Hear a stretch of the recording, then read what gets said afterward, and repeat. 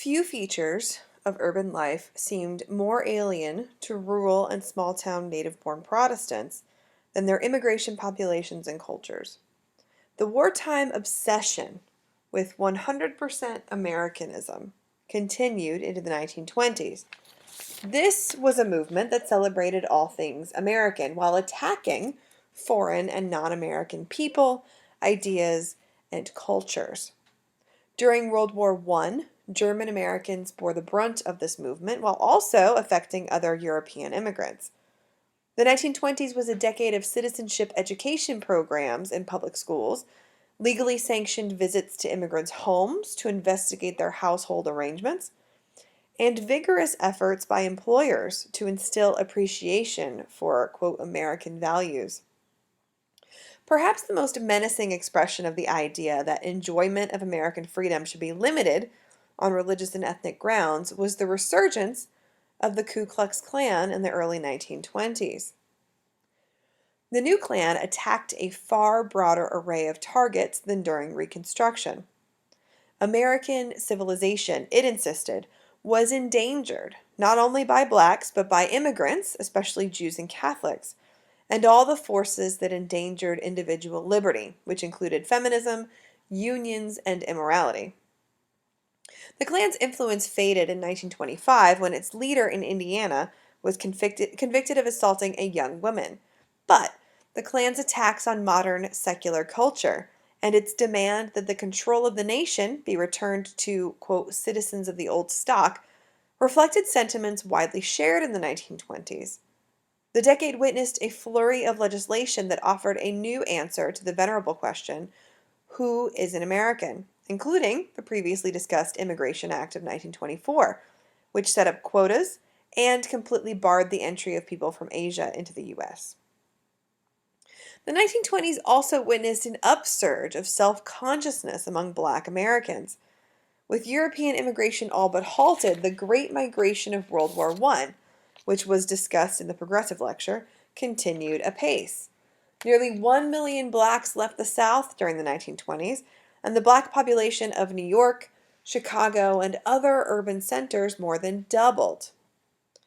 New York's Harlem gained an international reputation as the capital of Black America, a mecca for migrants from the South and immigrants from the West Indies, 150,000 of whom entered the U.S. between 1900 and 1930. Unlike the Southern newcomers, most of whom had been agricultural workers, the West Indians included a large number of well-educated professional and white-collar workers.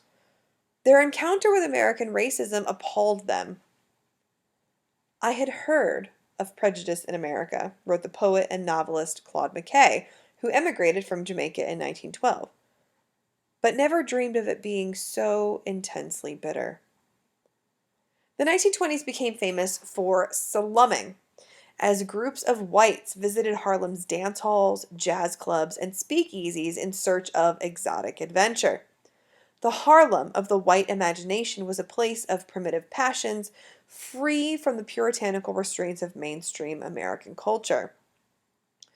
The real Harlem was a community of widespread poverty, its residents confined to low-wage jobs and, because housing discrimination barred them from other neighborhoods, forced to pay exorbitant rents.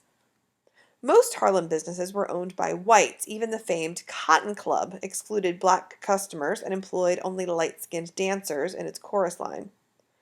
Few black people, North or South, shared in the prosperity of the 1920s.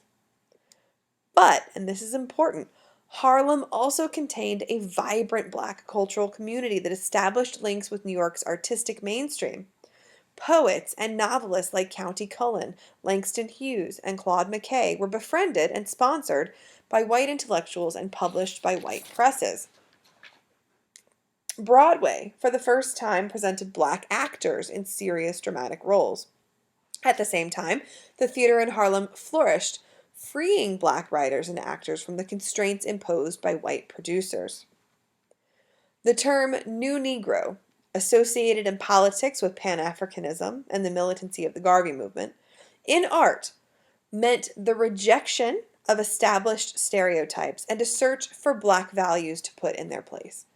This quest led writers to what came to be known as the Harlem Renaissance, to the roots of the Black experience.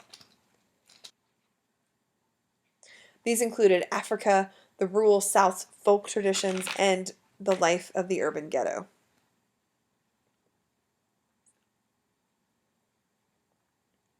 Harlem Renaissance writings also contained a strong element of protest.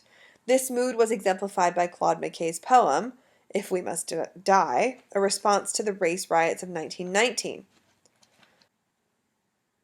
The poem affirmed that blacks would no longer allow themselves to be murdered defenselessly by whites, and I'm going to read you a small section of that poem. If we must die, let it not be like hogs, hunted and penned in an inglorious spot, while round us bark the mad and hungry dogs, making their mock at our accursed lot. Like men we'll face the murderous, cowardly pack, pressed to the wall, dying, but fighting back. So this has just been a brief summary of America in the 1920s. So now we're going to shift to the beginnings of the Great Depression. Okay, we're going to kind of theorize about what happened there and how that came to pass. All right. So, as you'll recall, we talked about what happened to progressivism in the 1920s. There was a new period of complacency, right? The reform urge lost steam in the face of a successful economy, right? We just saw some boom in the 20s. And so great progressive reforms basically ended with women's suffrage in 1919. So the booms of World War I are going to lead to later problems like the Dust Bowl, the Depression, and World War II. So let's talk about that now. So boom to bust, here we go. So we're going to talk about the Depression. What is it? What caused it? Who suffered? What did Americans do about it? And what ended the Depression? So what is a depression? Well, there's a technical term.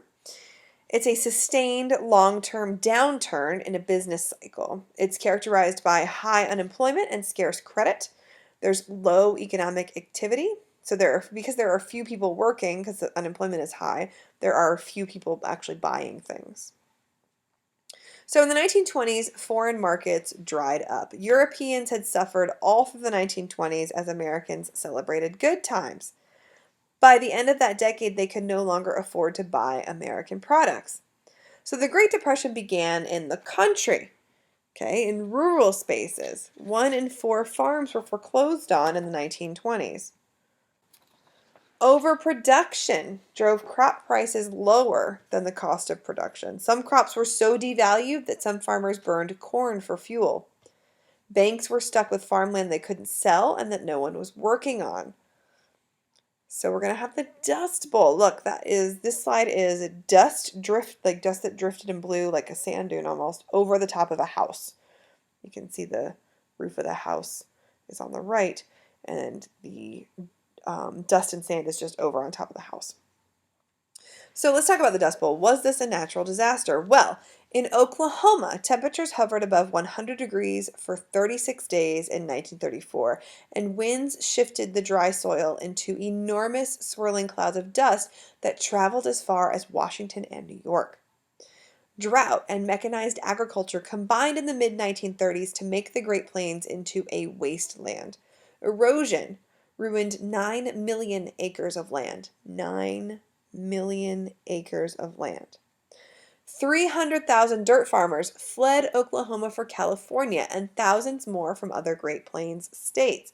This was captured in works like The Grapes of Wrath, Let Us Now Praise Famous Men, and the photographs of Dorothea Lange, which I have one of her most famous photographs either in this, I think it's in this slideshow.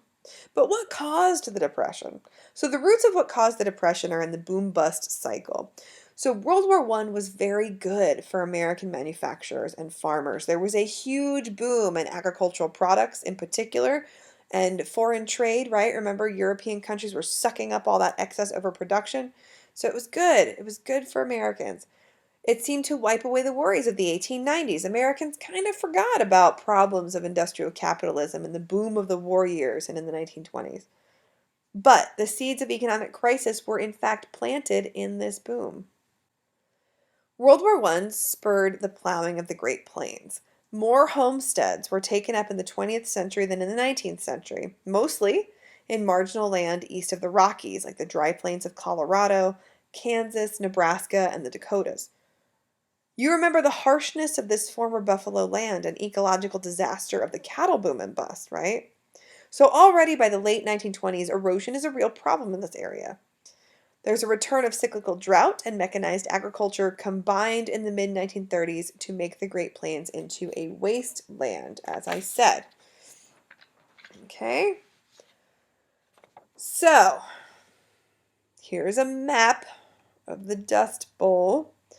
As you can see from the map, it's pretty large. The center is it's touching five states: Colorado, Kansas, Oklahoma, Texas, and New Mexico.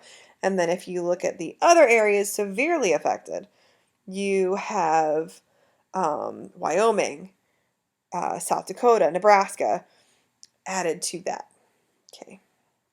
And then windblown dust kind of goes east, right? We're talking about Washington and New York. So people are leaving their homes in large numbers and walking.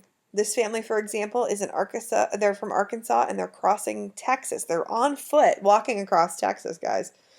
Woo boy. Can you imagine? So this is captured again in books, in photographs, and it's also captured in Woody Guthrie songs. So this is not just a local phenomenon. This was a national crisis that threatened the very meaning of American life. A farming people were driven off the land. Private enterprise was broken. And here's the famous Dorothea Lange photo. This is Florence Owens Thompson, called Migrant Mother Leave Up. So all the networks of help that Americans turned to in a crisis, family, church, community, these were all broken, especially as people began to relocate. Like the broader depression that it anticipated, the Dust Bowl was a crisis of American authority. So, the Depression began on the farm, not on Wall Street, and in the 1920s, not in 1929. So in the next and final part of the lecture video, we'll get into the Great Depression. I'm going to throw some stats at you. We're going to talk about, why this happened. There are a couple of competing stories on what causes the Depression, and I have a kind of different way that I talk about it, so we'll see what you guys think. So that'll be in the final part of the video coming up next.